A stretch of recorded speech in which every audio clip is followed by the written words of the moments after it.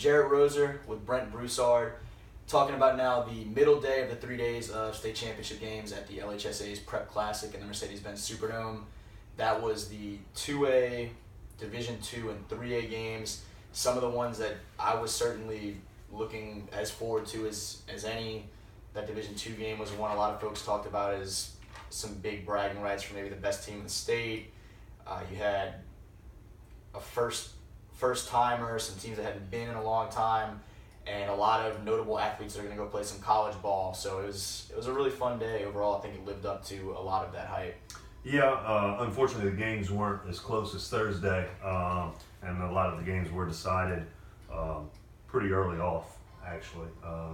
They had Welsh and St. Helena with the 38-26 game. Welsh, number one team in Class 2A, 13-1, and took that big lead before St. Helena made a pretty furious comeback. U-High and De La Salle is probably the most hyped game there this weekend.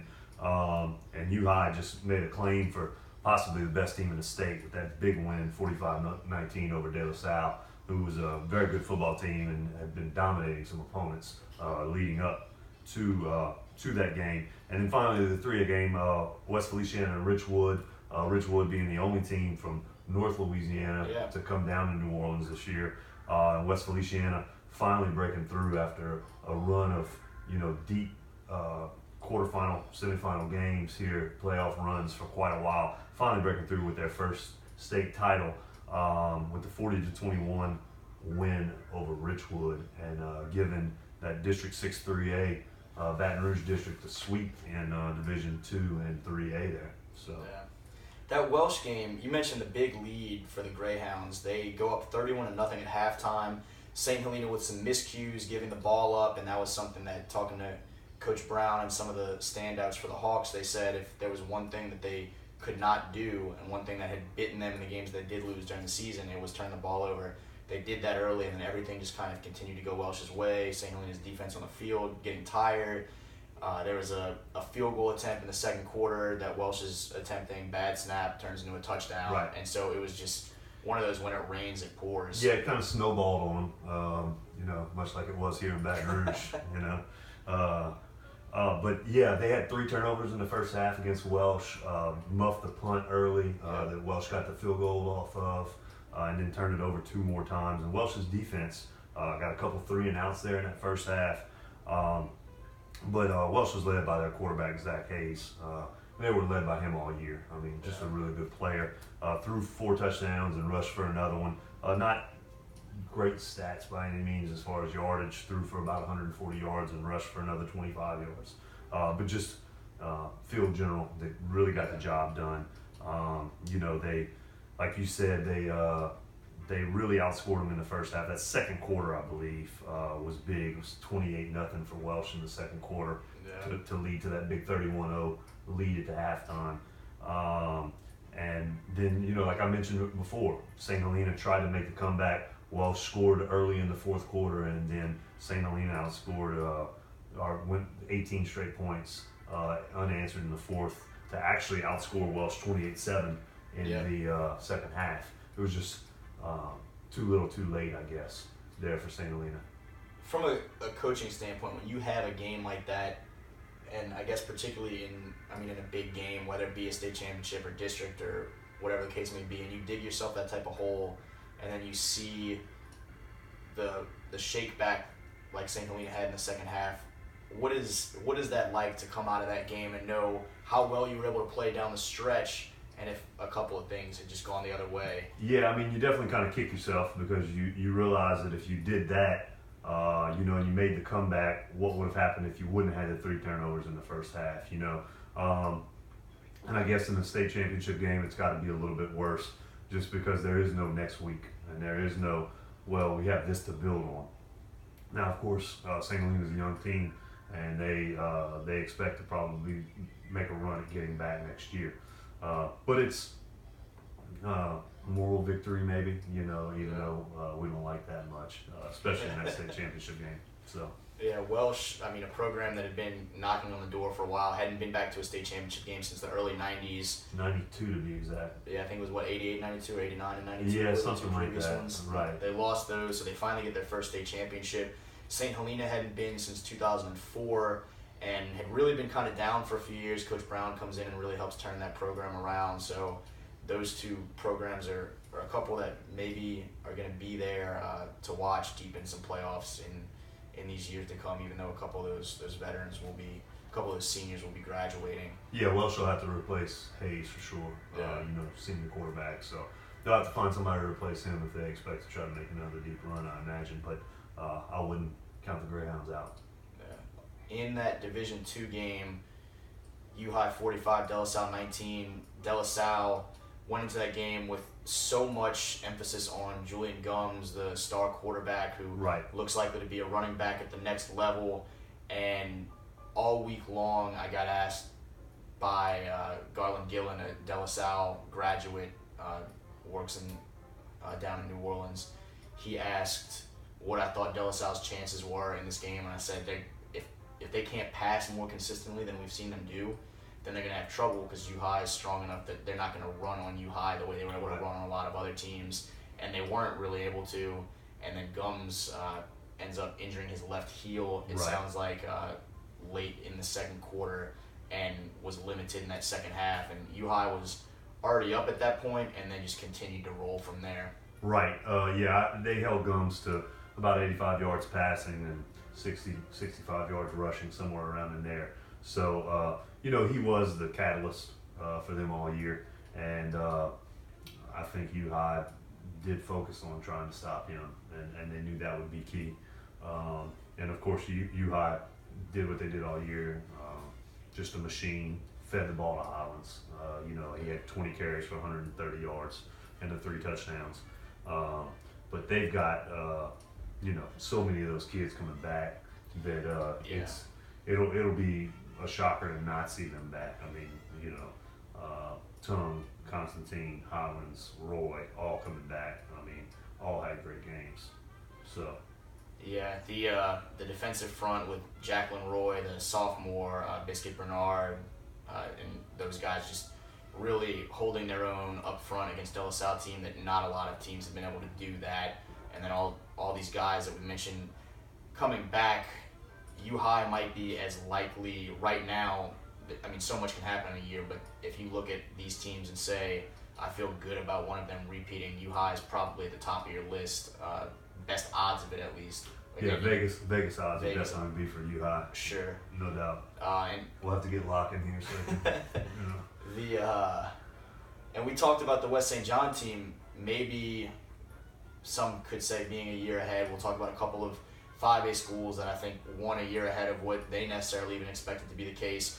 And U High, even with that youth, that wasn't the case for them. We thought they were going to be a favorite, or certainly in that conversation with De La Salle all year long, and they get it done. Micaiah had the crazy catch. J.G. McKernan had that nice scramble, so a lot of compliments to their rushing attack of Mike Hollins, the main guy, that De La Salle didn't really have.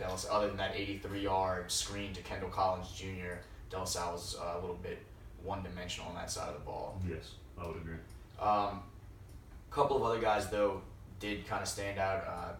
We were talking about Lance Robinson. He was really kind of able to shut down his side of the field for De La Salle for most of that game.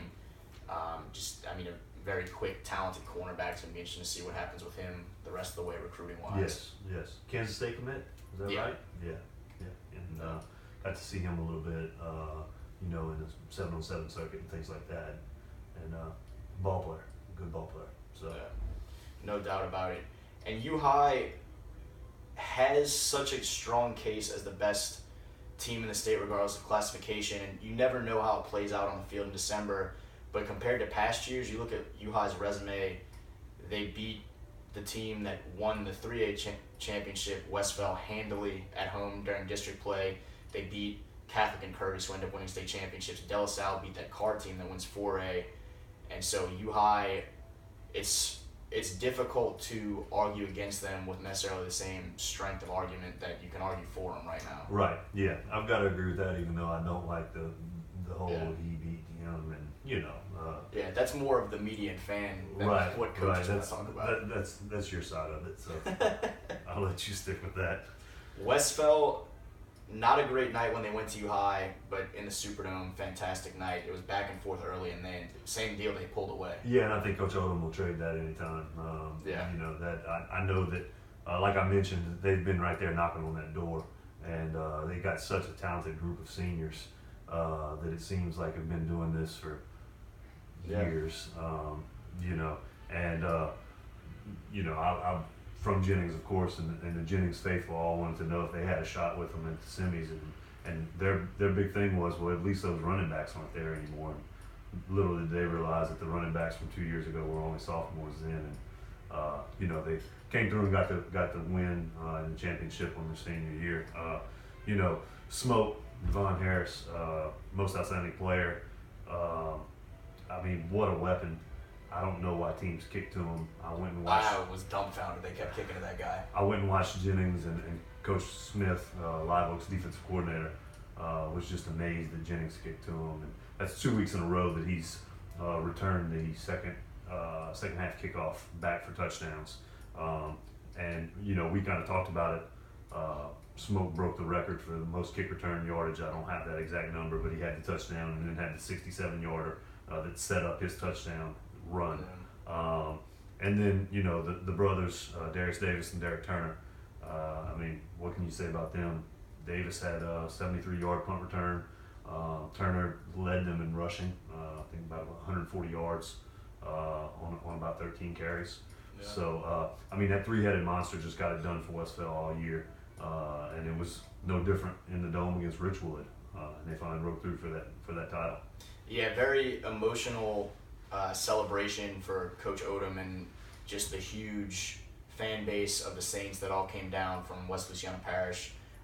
We were joking after that Jennings game when I asked Smoke how excited he was, and you said, what's he going to say? Of course he's hyped.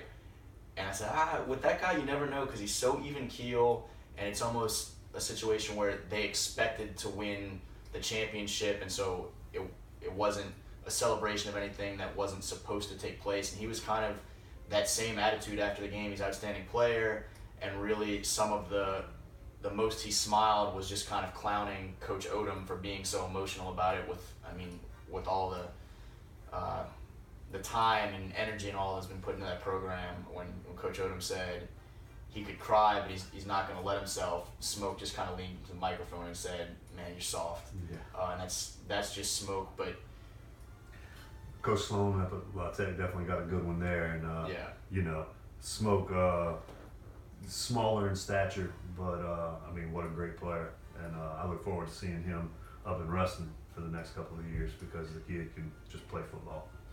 He's a guy that one of the national recruiting writers I was talking to this weekend said there's another player about the same size that he does not think is as good as Smoke, but is currently committed to Texas, is committed to playing in the Army All-America game.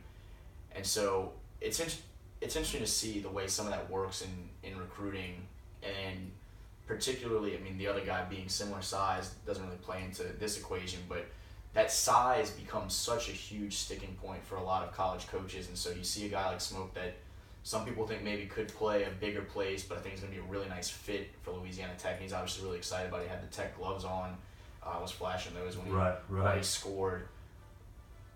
What is your take on how much goes into those measurables versus when you see a guy doing what he's doing against teams that he's doing it against? It seems like oftentimes, and it's the same way with the NFL, once they get to the combine and everything, that sometimes all they're worried about is measurables, and they forget that you've got to be a football player. And the good coaches see that and understand that, being a football player, regardless of whether or not you're 5'8" or 5'9", or 6'2" or 6'3", that's what's important. What you do on Friday nights and then, at the next level on Saturday nights, that's the key. And, the measurables are important because you got to be able to run away from people and you got to be strong and things like that. But, whether or not you can play on Friday night when you strap it up is what's really important. Some guys, I guess, that isn't as much of a size is not necessarily as much of a conversation with. Tariq Freeman did a good job. The West Feliciana defensive front, helping disrupt that Richwood rushing attack a little bit more than most folks had necessarily had the ability to do so. Hidari C.J. Caesar with the big touchdown early from Joe Smith for Richwood. He's going to go to TCU, and then big Geor'Quarius Spivey had, I mean, maybe the best game of his career. He's currently committed to Mississippi State. We'll see what happens with that with the coaching change, but what a night for him. Yeah, huge night. 2 big touchdown catches, right? Yeah. And really just, I mean, I don't know how big he is. I don't have his measurables. He's big. But the kid can run, you know, and I mean, what a weapon that is when you're that big and strong and you can run out of sight like that. So definitely a good game. So we'll see if he sticks with Mississippi State with the new coaching staff. I know Florida with Coach Mullen out there now is on him a little bit, and some others have stayed in touch. But that was kind of the nightcap of Friday, setting up a really big day, beginning the entire Baton Rouge success that continued into Saturday. We'll get to that in the next video. He's Brent Broussard. I'm Jarrett Roser.